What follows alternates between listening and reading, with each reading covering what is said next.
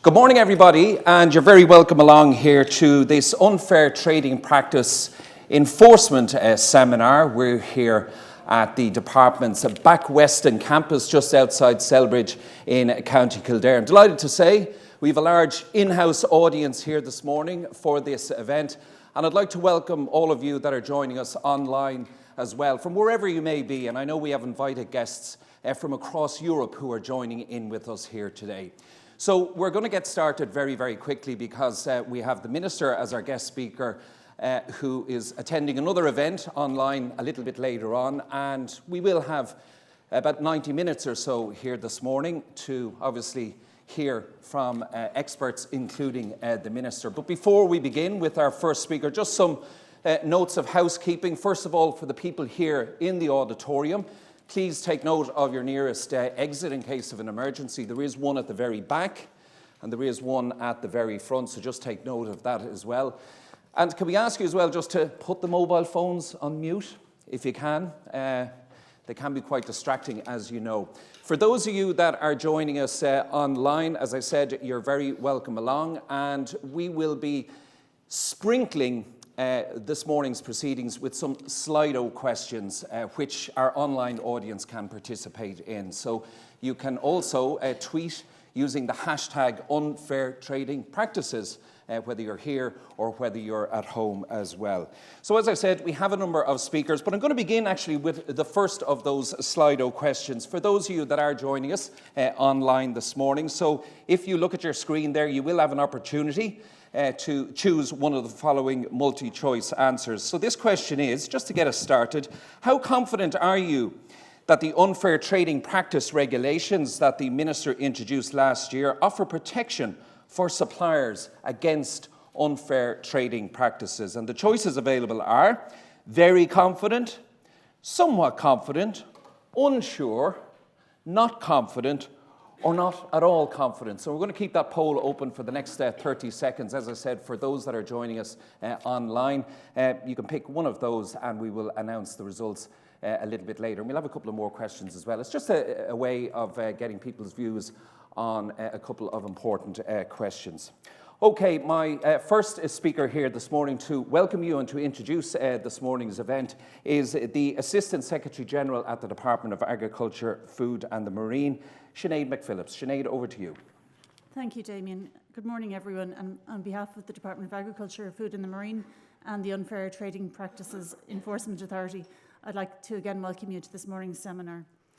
Today is a significant day in relation to unfair trading practices in the agri-food supply chain in Ireland.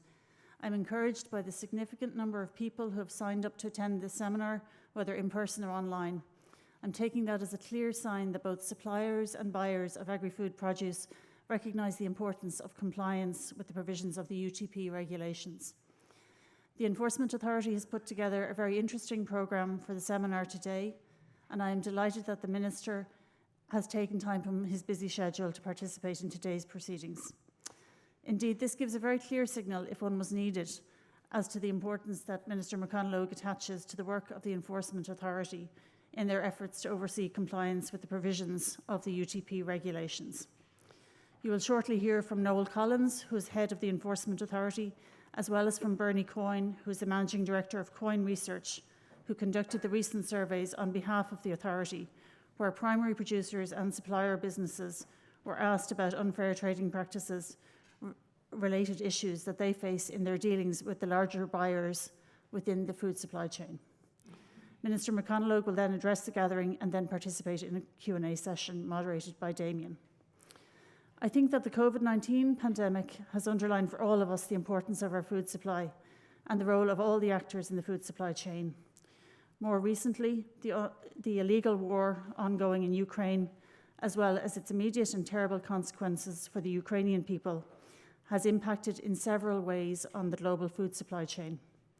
No part of our food supply chain can be taken for granted, and no actor can be underestimated. That is why the EU Directive on Unfair Trading Practices is so important.